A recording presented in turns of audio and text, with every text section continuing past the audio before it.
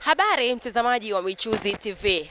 Karibu sana, hii ni Michuzi TV na hapa ni kiwanda cha kutengeneza samani cha VETA mkoa wa Dodoma, ambapo nimefika hapa kuweza kuzungumza na Joseph Joakim Mtei ambaye ni kijana aliyepata nafasi ya kuweza kusikika mbele ya mgeni rasmi wa maadhimisho ya wiki ya utumishi wa umma Profesa Riziki Shemdoe ambaye ni waziri wa TAMISEMI. Jana aliweza kumwelekeza katibu mkuu utumishi kuweza kumpatia ajira ya kudumu, na itakumbuka kwamba wiki iliyopita mwanzoni mwa wiki hiyo tulipata nafasi ya kuweza kuzungumza naye, na moja kati ya ombi aliloomba ni kuweza kupatiwa ajira ya kudumu kutokana na ajira ya miezi 6 ambayo alipatiwa na kiwanda hiki, na lengo lake yeye ni kuweza kuendelea na masomo lakini pia kuweza kumsaidia mdogo wake. Ambatana nami katika safari hii ya kuweza kuzungumza na Joseph kufahamu mengi, lakini pia taarifa ya kupata ajira rasmi ameipokeaje. Joseph, kwanza kabisa hongera sana.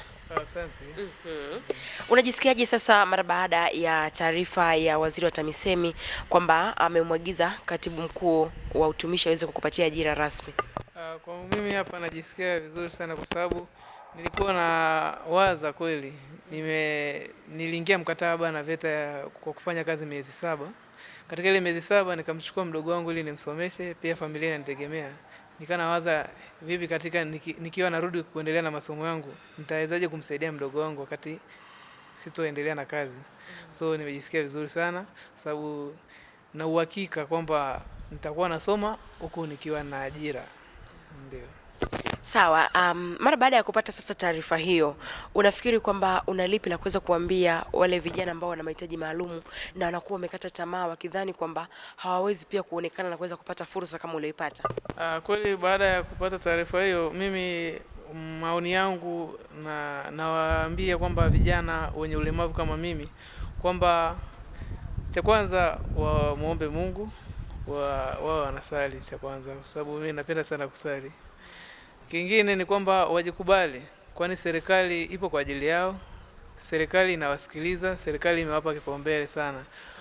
Serikali itakupa kipaumbele pale na wewe utakapojitoa na kujiona kwamba wewe una ulemavu, kujikubali kama watu wengine. Yaani wewe usijichukulie tu kwamba una ulemavu wewe utashindwa kufanya chochote. Uweze ukashindwa kufanya chochote kwani Mungu mwenyewe aliyekuumba yeye hakufanya makosa, yeye anajua yacho kifanya yeye. Yeye amekuumba kwa sura na mfano wake. Yeye anajua wewe anakuleta kama nani katika hii dunia. So napenda kuwahimiza sana yani kwanza wajikubali, wajitoe, wawe na ushirikiano na wengine. Pia yani wasijione eti kwamba ulemavu wao watashindwa kufanya chochote. Wakubaliane na hali waliokuwa nayo. Kwani serikali inawapa kipaumbele na inawashika mkono kwa kiwango kikubwa sana. Inawaona popote ulipo, serikali ipo. Ndio. Sawa, labda pengine ulitarajia kupata taarifa hii kwa siku ya jana ama ulikuwa ni mshtuko? Kwa kweli taarifa nilikuwa naisikia kwa chini kidogo, ila jana ndo nimekuwa na uhakika zaidi.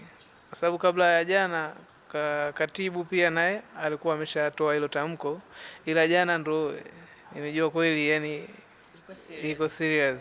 Yes, sasa. Unalipi sasa la kuweza kuiambia serikali mara baada sasa ya kupatia fursa hii ya maelekezo ya kupata ajira rasmi? Kwa kweli kwanza naishukuru serikali kwa sababu kwa sasa kweli imenisaidia kwa kiwango kikubwa sana. Mimi sikutegemea kabisa yani nilikuwa nipo kama sipo yani nilikuwa nafanya kazi basi yani siku ziende, masaa yaende, nione kitakachokuja kutokea mbele. Yani nilikuwa sijui kinachoenda kutokea mbele yangu.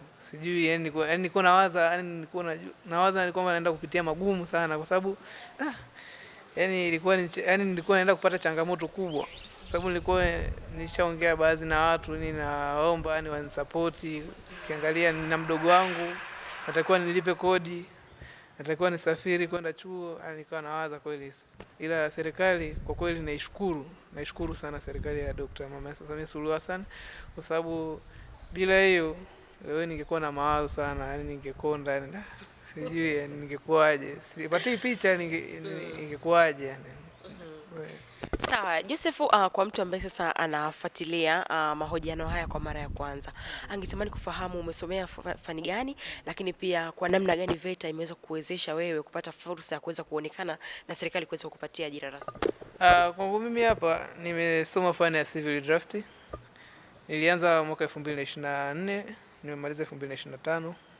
Fani yangu nilianza kwa manyu ambayo ni penseli, ila sasa hivi tuko auto ambayo tunatumia kompyuta.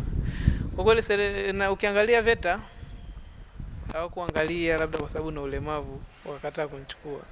Yaani walinipokea kwa moyo wote, walinisapoti pale inapotakiwa. Pia ukiangalia mkuu wa chuo amekuwa ni chachu ya mimi kutamani kuendelea na masomo yangu. Kwa kweli yani imekuwa ni chachu, amekuwa ni chachu kwangu sana. Pia ukiangalia wengine walimu pia wamekuwa ni chachu pia, kwa sababu ukiangalia walimu wangu tokea naanza mpaka namaliza hajaitokea mwalimu eti akanishangaa huyu mtoto hana mikono, wanafunzi wetu hana mikono. Hamna, walinichukulia kama wanafunzi wengine, walipa ushirikiano. Pia ukiangalia napenda kumshukuru pia patroni wangu Chanika ambaye ni mwalimu wa CJ, pia Madam Esther. Pia ushirikiano wake alionipa, alikuwa ananipa moyo sana Madam Esther, hata teacher Chanika. Wote hao wakiwa kama walezi wangu, yani ni mama na baba, nilikuwa nawachukulia kama mama na baba, kwa sababu ni ngumu sana wao yani mtu kukubali kuwa na mimi. Yani wao walichukulia kawaida sana, kwa sababu mtu mwingine angesema tunamsaidiaje huyu, hatuwezi kukaa naye, tupeni mtu wa kumsaidia. Lakini wao walinipokea pasipo kuangalia kwa hali niliyoko nayo, wamenisupport pakubwa sana. Yani sijai gombana nao, tumekutana sana, tumetaniana kama yani nafika wakati yani kama sio mtu aliyekuzidi umri tena, enda kwa kama level yako, lakini ni muda na muda tu. Muda wa kazi anakuwa yuko serious na sisi na respect. Muda wa utani tunakuwa na utani tu kama kawaida. Sawa, kama ambavyo tuliwahi kuzungumza na wewe Joseph, ulieleza kwamba meneja Kapinga, kwa maana meneja wa kiwanda hiki, ni mtu pekee ambaye alikupatia fursa kuweza kupata ajira muda mfupi. Unawezaje sasa kuweza kuiona nafasi yake kufikia sasa maamuzi haya ya serikali kuu? Kwa kweli meneja Kapinga amekuwa ni support kubwa sana kwangu, kwa sababu mimi sikutegemea kama nitakuwa kwenye hichi kitengo. Baada ya yeye kukutana na mimi miaka 30 ya VETA Dar es Salaam, kipindi nikiwa na level 1 mwishoni, alijitoa kwangu kwanza. Yani ni mtu ambaye unajua mimi nilikuwa sio mtu wa kuzunguka sana, kwa hiyo mimi hata watu wa makao makuu nilikuwa siwajui. Nilipokutana naye kwa mara ya kwanza kule, nilimchukulia tu kama watu wengine. Yani kusema kweli ni hapo mimi sikujua hata cheo chake kwanza. Jinsi alivyonisupport na mimi jinsi nilivyompokea, na yeye ndo jinsi alipenda ninachokifanya. Akaniahidi kwamba atanisaidia. Na yeye ndo nilikuwa namtegemea, mtu wa mwisho ambaye nilikuwa namtegemea ni yeye. Kwamba Kapinga asingekubali mimi kuajiriwa hapa, ina maana mimi ningerudi zangu Kilimanjaro. Nilikuwa nishajiandaa kabisa, nikasema nitokea Mpwapwa kwa dada. Kuna kompyuta nilikuwa natumia kurushia movie kabla sijaanza VETA mwaka 2023. Nimerusha sana movie, nilikuwa Kilesi sokoni Rombo pale. Ile kompyuta baada ya kutoka kule kuacha kazi kule ilikuwa ni ya kwangu, kwa sababu ya bosi niliyoikuta niliacha, nikawa nimenunua yangu. Bosi wangu kweli alinisupport, alikuwa anaitwa Frida. Yule pale kweli namshukuru pia, kwa sababu dadangu Frida nimekaa kwake kwa muda mchache sana. Ile pesa niliyoipata nikanunua yangu. Hakuwa na wivu wa maendeleo wala nini. Alikubali mimi niwe na kompyuta yangu, niwe naingiza pesa kupitia kompyuta yangu, na vitu vyake nilivyokuwa naviuza, labda hela yake nilikuwa namkabidhi, lakini hela ya kompyuta alikuwa ananiachia yangu kama yangu, yani nijiendeleze mimi mwenyewe. So kompyuta ile baada ya kuacha kazi kule kuja kuendelea na masomo nilipeleka kwa dada, nimeiacha kwa dada. Nilipomaliza chuo, ina maana nilienda kuichukua, kwamba wakati huo nishafanya maamuzi kwamba sielewi pa kwenda, nifanyaje, nirudi zangu kwenye movie tu. Kwa nimechukua kompyuta yangu nimerudi, nikaja mpaka chuoni hapa. Nilikuja chuoni, uzuri wanafunzi wenzangu waloko nyuma yangu walikuwa na ushirikiano na mimi. Nilikuwa sina pa kulala wala nini, lakini nilikuwa nakaa bwenini, na Mr. Chanika pamoja na Madam Esther walinipokea niko na vitu vyangu nataka nirudi zangu Kilimanjaro. Nikaja nikasema ngoja nije niongee na Kapinga mara ya mwisho niondoke zangu. Uzuri hilo alilipokea, akaniambia usiondoke, wewe njoo kwenye kampuni, hata kama umesoma civil industry najua huwezi shindwa kudesign chochote kitu. Nikamwambia sawa, nikaitikia. Baada ya kuitikia hilo, nikamwambia nigeye wiki moja nikatafute chumba. Akanipa kweli ile wiki moja nikatafuta chumba, akanisapoti pesa taslimu 300,000 kwa ajili ya kulipia chumba na kufanya mambo mengine yale ya mwanzoni. Baada ya hapo nikaanza kazi tarehe 19 mwezi wa kwanza. Na kweli ukiangalia kila mwisho wa mwezi hela yangu ilikuwa inaingia kwa wakati, nafanya mambo yangu kwa wakati vizuri tu. So napenda kumshukuru sana Mr. Kapinga, pia na mafundi naofanya nao kazi napenda kuwashukuru, na pia ambaye yupo juu yangu Mr. Mgenda napenda kumshukuru pia kwa sababu amekuwa na ushirikiano mkubwa sana na mimi katika kazi. Hakuangalia labda yeye ana cheo chake aachane na mimi aendelee na mambo yake, alishirikiana na mimi katika kazi. Sawa, kwa kuhitimisha, labda una lolote la kuweza kuzungumza kwa kuiasa jamii, lakini pia kuwapatia moyo watu wenye mahitaji maalum kwamba na wao wana nafasi pia kuweza kupata fursa kama hizo?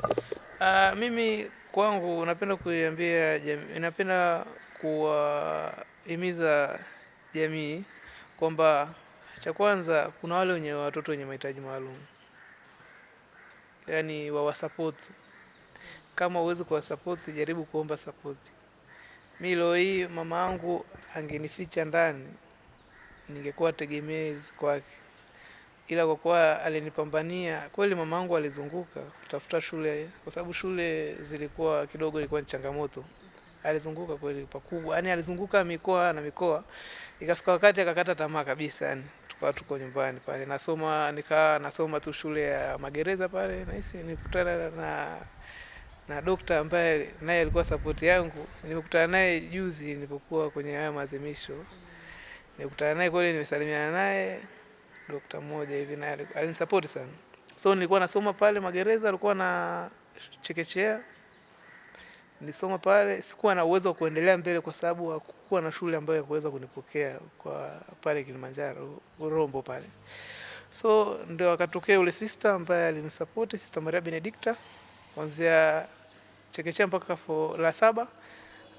Akanipokea kuanzia Father Patrick Asanterabi, kuanzia form 1 hadi form 4, na mpaka sasa hivi ninapokuwa nipo chuo ni yeye hapo, yani kwa nguvu zake, kwa pesa yake, ndo aliyekuwa ananisupport na kunisomesha mpaka sasa hivi unavyoona nipo kwa nguvu ya Patrick Asanterabi. So napenda kuhimiza sana wanajamii, yani nimetoka nje kidogo kwa sababu ya kuonesha kwamba jinsi nilivyopitia. Huwa wanajamii wasiwafiche wale wenye mahitaji ndani, wasiwafiche pia hata wale wenye mikono na miguu yao ambao wako kawaida, ambao wamejikatia tamaa. Tunawakaribisha VETA. Yani VETA ukishakuwa tuna ile akili ya kujitambua, huwezi kosa cha kufanya. Tunakaribisha VETA. VETA zipo sasa hivi. Uzuri Dr. Mama Samia Suluhu Hassan ametengeneza VETA, na hisi anatengeneza, yani kwa nilivyosikia na ninavyoona, kwa sababu nimehudhuria baadhi ya matamasha, nasikia kwamba VETA zinatengenezwa na nimeshuhudia baadhi ya VETA zilizotengenezwa. So yani waje VETA. VETA sio watu waliofeli. Pia hata wewe mwenye degree zako unaweza kuja kusoma VETA. Nawakaribisha sana. Kwa majina naitwa Emmanuel Mjenda. Mimi ni mhandisi wa umeme. Kwenye kampuni Tanzu ya Ujuzi mimi nimewekwa kama meneja wa uzalishaji ndani ya kiwanda, kusimamia uzalishaji wa samani au furniture. Tunayo furaha kubwa kwamba baada ya kampuni hii kuanza kuoperate au kufanya shughuli zake, tulifanikiwa kuvumbua kipaji cha kijana anayefahamika kwa majina ya Joseph Mtei, ambaye alizaliwa akiwa hana mikono, lakini kwa kweli tunamshukuru Mungu kwamba alidahiliwa hapo chuo cha VETA akajifunza mambo ya uchoraji, na alivyomaliza mwaka wake wa pili hapo VETA, sisi kama Ujuzi tukamchukua kama designer wetu, na kwa kweli tunayo furaha kubwa kwamba tulivyomwamini kulingana na uwezo aliokuwa nao lakini tunamshukuru Mungu kwamba na serikali imemuona kupitia ujuzi na imefanikiwa kumwahidi kupatia ajira ya kudumu.